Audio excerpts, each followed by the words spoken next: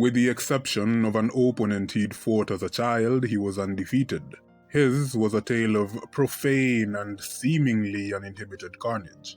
There was a method to his madness, though, a philosophy that glorified violence not for its own sake, but for the unsavory gratification he derived from it. In the man-eat-man world of Seoul society's slums, what started as a struggle for survival conditioned his insatiable craving for bloodshed, resulting in an incessant itch that could only be scratched in heated battle. His life was a vapid cycle of abject ferocity, emboldened by his morbid fascination with the clashing of wills and blades. He was a nameless ruffian reveling in battle and willfully devoid of self-awareness, a vagabond constantly itching for a worthy opponent, unheeding to everything but the thrill of the fight. The decision to name himself was impetuous, a spur-of-the-moment judgment he made after meeting a pink-haired infant, Kenpachi of Zaraki, the Kenpachi who hailed from the Zaraki district of Rukongai. For a time, Nozarashi made a persistent, enduring attempt to communicate with him, yet Zaraki himself was concerned only with the frivolous pursuit of his next battlefield.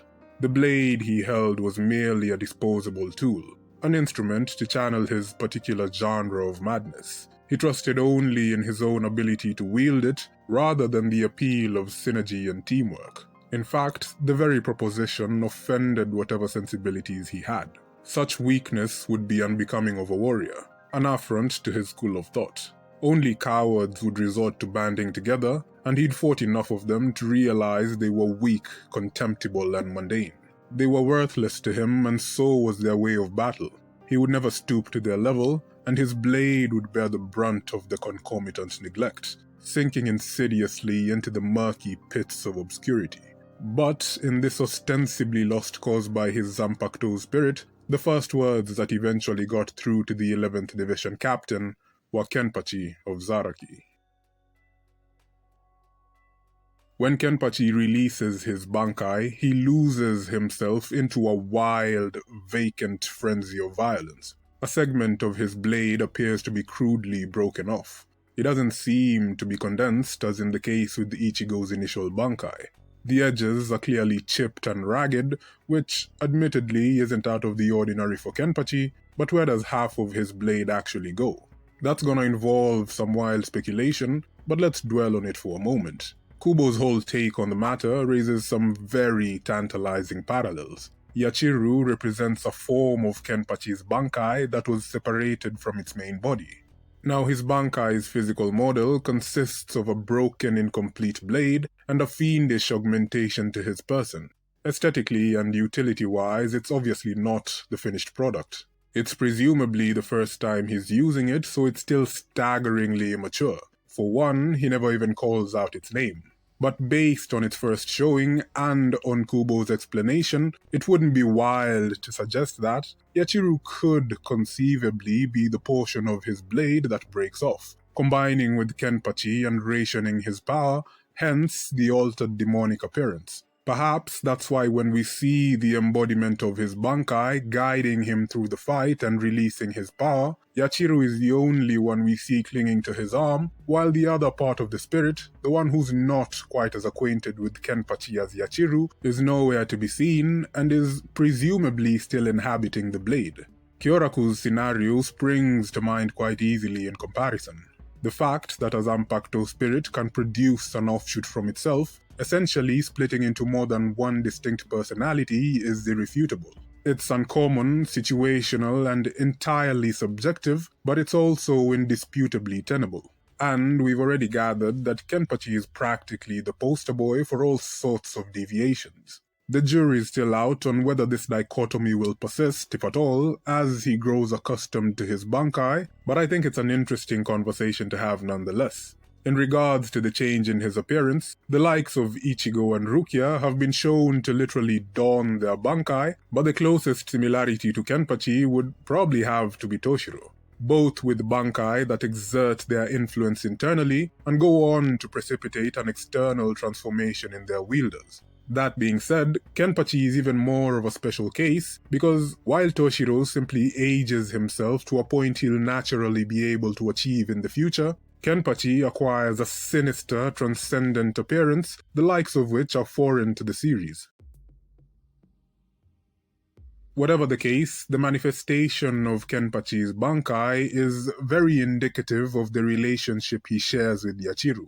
It is mired in satire, though, that he loses his wits in its execution, a contrast to the dynamic he shared with his Zampakto in the past, and a callback to his fight with Ichigo when he refers to his blade as a mere weapon. This time, the roles seem to have shifted, as he now allows Yachiru to call the shots, while he wagers his body and bears the burden of the tool, a mindless vessel of destruction and mayhem.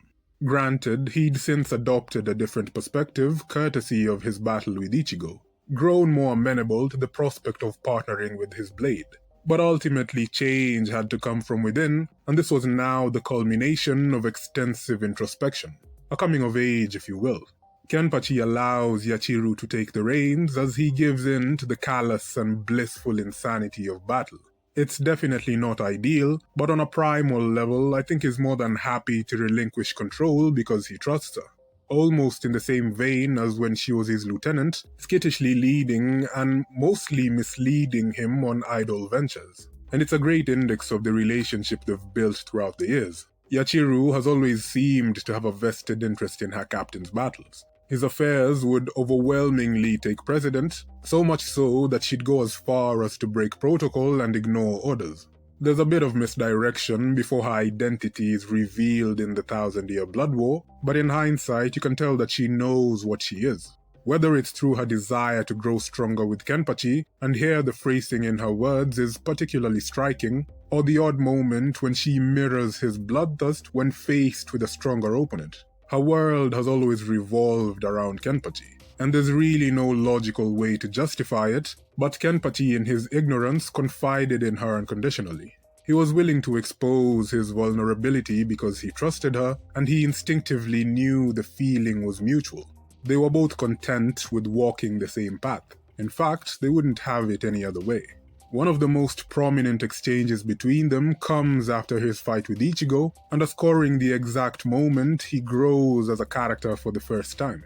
On the first read-through, it's easy to minimize a section of their conversation because it comparatively comes off as extraneous. But on reflection, it actually highlights just how transformative a moment their meeting was. Both of them seem to remember the number of clouds that were in the sky on the day they met. A smart and allegorical way to describe their experience. And I don't think they mean it literally. Kenpachi is very crass, tactless, and assertive. The language he often uses is coarse and direct, bordering on vulgarity. Yachiru, on the other hand, is erratic, juvenile, and quite effervescent. They're both very blunt and outspoken, and yet their words in this moment express an idyllic, nuanced, and almost romanticized turning point in their lives. A rare mutual moment of pensiveness, implying that their meeting was, without a doubt, a connotative milestone for the both of them. Zampakto spirits are anthropomorphized reflections of their respective Shinigami. Their existence is an extremely intimate phenomenon, subject and complementary to the souls of their wielders. With the exception of Mayuri's Ashisogi Jizo, they're far from strictly obsequious. They represent at their core a Shinigami's individual personalities, motivations, and misgivings. Yumichika's arrogant and vain, Rangiku's lazy and impulsive, Kyoraku's carefree and unpredictable, and Ichigo's a bit of a special case. However, even in his diverse circumstances, the corresponding spirits don't deviate from his innate desires, the overwhelming need to protect, and the often understated love for battle. So how about Zaraki? Basking in an atmosphere as soulless as the corpses around it, a child was the last thing he expected to see. He lacked a name, so his Zampakto reflected his own latent insecurities. He had no way of knowing who this little girl was because he barely even knew himself. In the end, the name he offhandedly adopted was hollow and decorative, a self-imposed moniker to stave off the disconcerting tinges of envy in between the waves of combat that presided his life. He was merely the Kenpachi who hailed from the Zaraki district, cast adrift in his own web of oblivion. Facing what seemed to be a lost child, he felt an uncanny sense of kinship, ultimately subjecting her to the same shackles he'd subconsciously foisted on himself. And it came in the form of a bastardized name, a tribute he made to the only person he ever admired. So in effect, Kenpachi and Yachiru, by virtue of more than just their names, ended up living in the shadow of the same person. Unohana's shortcomings prompted his deep-rooted repression. Her weakness subliminally invalidated his strength, leaving him with unfulfilled potential and her under a cloud of regret. They were both lacking and flawed into each other's designs, which is why her sacrifice was so poetically compelling.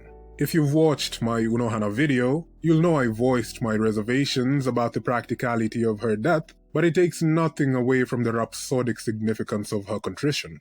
Redemption for her came in the form of self-sacrifice, righting the sin she had committed in proper altruistic fashion. She knew it like destiny, and at the same time she knew it as a choice. The edge of her blade was imbued with singular purpose, to kill or elevate, and she wittingly chose the latter. In a pseudo-psychedelic battle-induced trip, Zaraki had finally found catharsis in his chaos.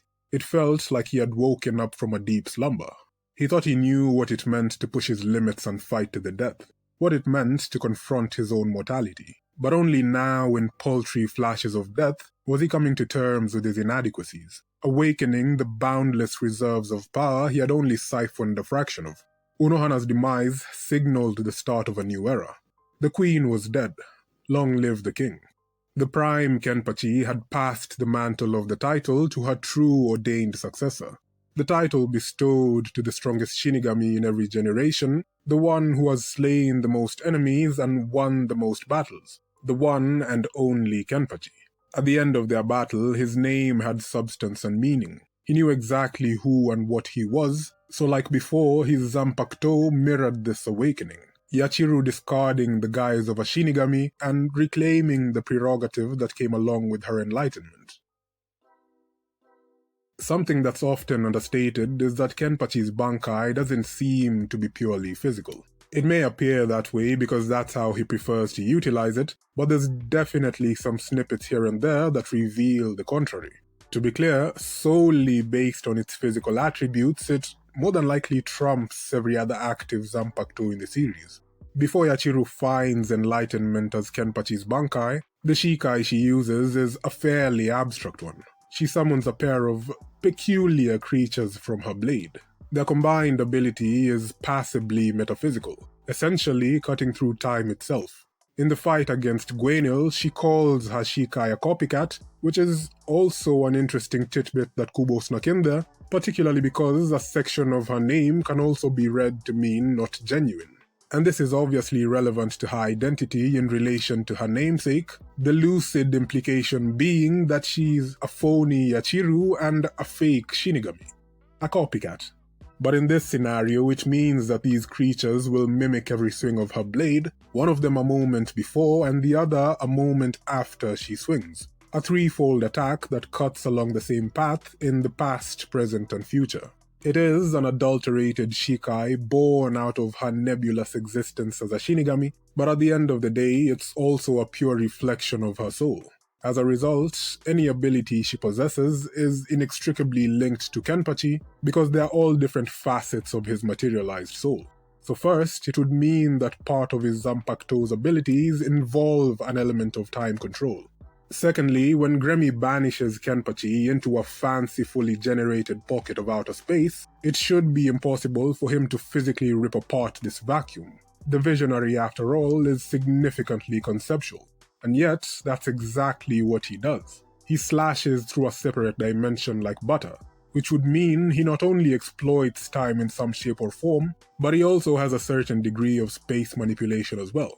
Now, as a caveat, I'm less receptive to this example than the first one, because there could be a good number of other reasons that he's able to do this. The first one being the vacuum hadn't fully closed before he was able to have a swipe at Gremmy, and in this case, maybe Gremmy didn't see it coming because the time control thing was invoked and the blade reached him in the past before he had the opportunity to dodge.